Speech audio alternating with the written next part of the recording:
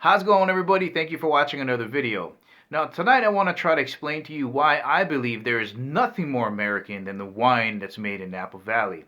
In fact, I would argue Napa Valley should be considered in the same category as iconic places like Yellowstone, the Grand Canyon, and even, dare I say, even though it came from France, the Statue of Liberty.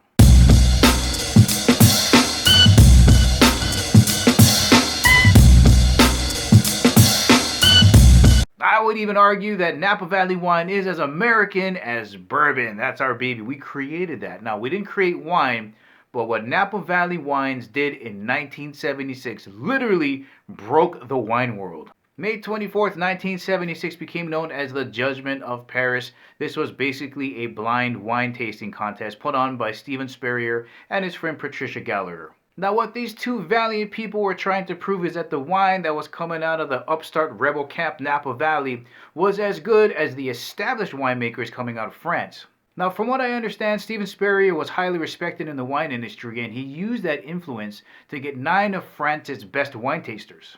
And what he did next was so simplistic in nature. It's just a blind taste test.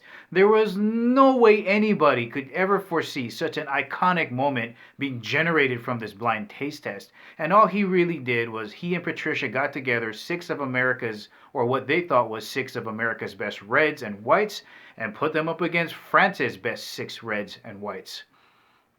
Guess what happened?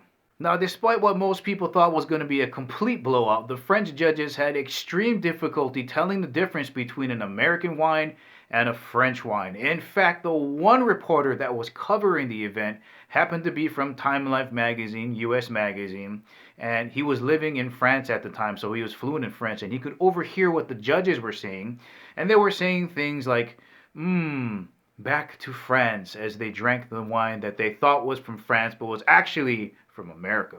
And after the scorecards were collected and tallied, the French judges were shocked to find out that they had voted 2 Napa Valley wines first.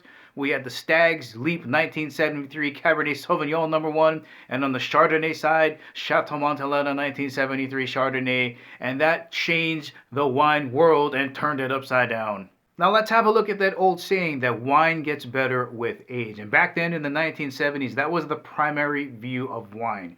Either you buy an older vintage or you collect a younger one and you hold on to it. You wait till the taste hits its peak before it hits its decline. And that's pretty much true till today, especially for people that collect wine. But what the 1976 Judgment of Paris proved is all of that's BS. This was a 3-year-old vintage going up against these very mature, posh, aged French wines, and it absolutely destroyed them, and it really rewrote the way that wine could be made. And that's why I'm saying there's nothing more American than the wine coming out of Napa Valley, because it was literally the big middle finger into the establishment, and there's nothing more American than that. And the most important thing to me is that it opened up the world to possibilities, right? You didn't have to have this long maturation process. So you got great wines coming in from Spain, Argentina, Australia. It made it possible for different countries to be viewed of as great wines, and we all owe it to Napa Valley. And that is why, to my first trip to Napa Valley, I've decided to visit Chateau Montelena and Stag's Leap, because those are the 2 wineries that won the 1976 Judgment of Paris.